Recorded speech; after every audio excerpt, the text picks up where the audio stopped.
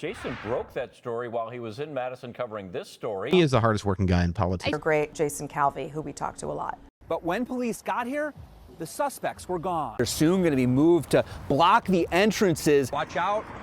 I mean, we're dealing with some major potholes. They hit all of these potholes, some of them unexpected because some of them blend in with puddles. We've been speaking to voters here really as a temperature check, as a barometer for the state. He kind of went through the checklist of all of the things with his Midwestern credentials. They all date to the 1950s, and they're in need of some major repairs. How many trees are down right behind us here? About 10 or 12. Wow. Microsoft has 6 AI innovation labs across the entire world. The 7th is coming right here to UW-Milwaukee. If you had any questions about how important this Battleground state was, look at the schedule.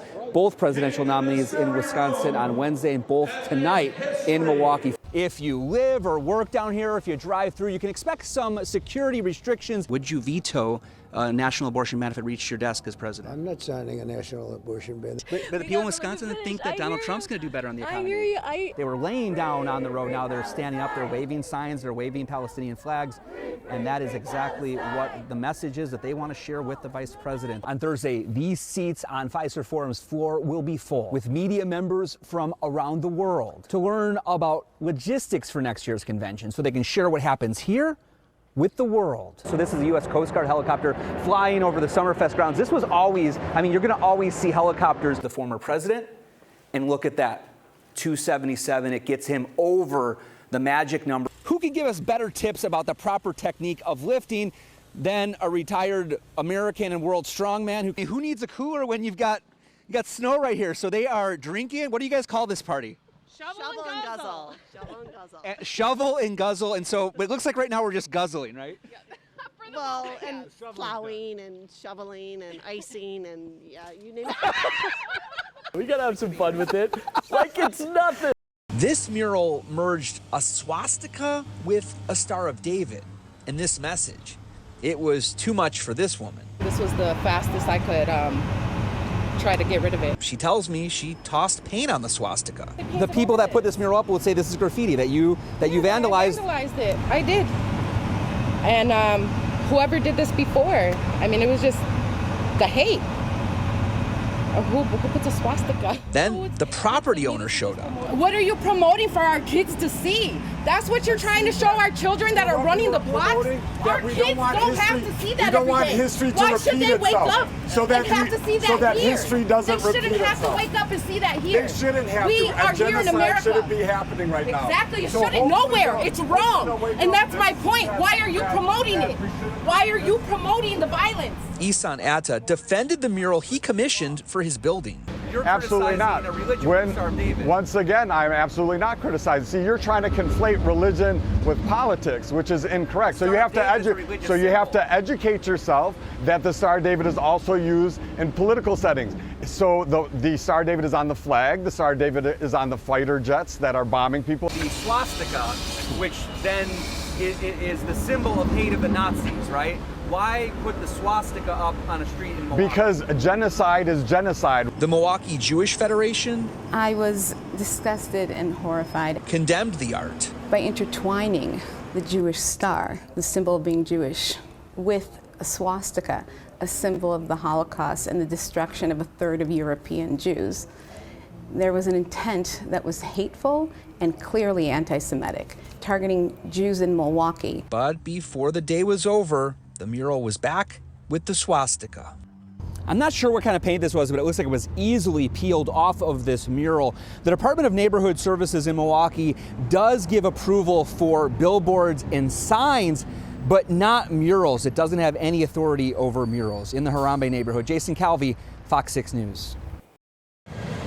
In between the train tracks and the highway is home for the homeless. I am not worried about it because I'm trusting God. Tamika Brown is one of a lot living at this parking lot, the Holt Avenue Park and Ride. Jeffrey Parker stays here in his van with his dog Otto. A lot of people help each other. Some of it's just sheer necessity. The Wisconsin Department of Transportation gave an ultimatum in this letter. Get out by May 16th or they could be towed. The letter said the encampment broke the law. As they should. This belongs to the state. This don't belong to the people.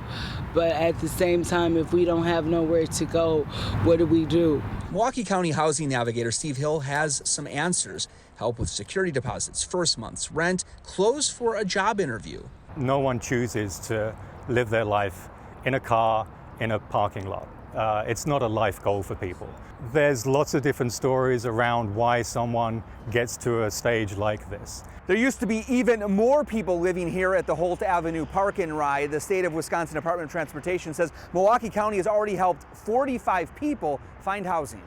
DOT now says the next Thursday deadline is on hold. It's giving more time for the county to help the people here find a home. There is help available for them, and that we are doing what we can. Including for Miss Brown. Forever grateful. I've never had Section 8 before. As next week, she's moving out of the camp and into a home. Jason Calvi, Fox 6 News. Wisconsin lawmakers are negotiating using tax money to pay for improvements for American Family Field. A Brewers Commission study found the work will cost about $430 million. What's it for exactly? Well, in this Fox 6 exclusive, Jason Calvi brings us on a behind-the-scenes tour. Of American Family Field's original chillers, 2 are working, 1 is dead. They're obsolete. Replacement parts are not being made, so we have to, scrounge for them. Brewers Business Operations President Rick Schlesinger says they're past their expected lifespans. You're one failed motor away from a completely useless system. Then there's the electrical substation. With the park's main circuit breaker, the Brewers estimate a $3 million replacement. The ballpark's 4 boilers have also been working since the first pitch here in 2001. These systems are running up to their useful life. Then there's the television camera infrastructure. This is original to the ballpark, so this is 1990s technology. The Brewers estimate it'll cost $4 to $5 million to replace the broadcast compound and cables. A lot of this is abandoned or obsolete cable runs. All this needs to be replaced with fiber. It'll cost about $10 million to replace the freezers and coolers to keep your food and the drinks cold. You've got to keep the beer cold. It's cold in there. And around American Family Field, it's a trip hazard. You'll find cracking concrete. This is concrete that, over the course of 20 years of thawing and freezing, with our wonderful Wisconsin weather, the concrete's buckling. And over the course of the next 5 years, the Brewers estimate it'll cost $4 to $6 million. An added sales tax helped build the park. The tax retired in 2020. Now there's talks about using state money for these repairs and updates. Taxpayers, everyday people, shouldn't be on the hook for something that the owners of these teams can pay for.